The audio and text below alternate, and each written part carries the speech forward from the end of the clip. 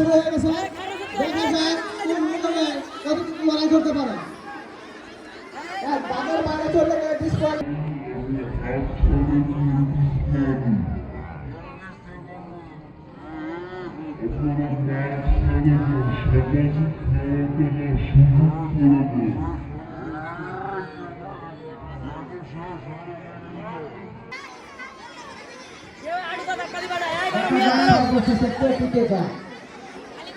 আসল মোড়কের লড়াই।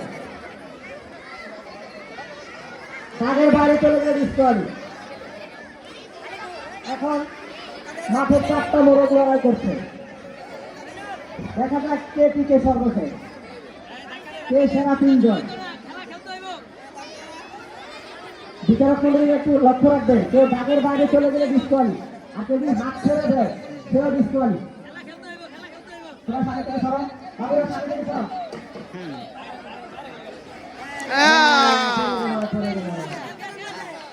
আমরা তৃতীয় স্থান পাইনি। এখন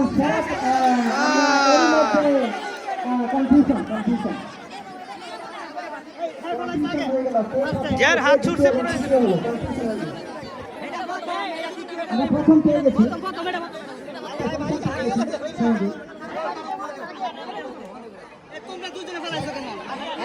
মঞ্চে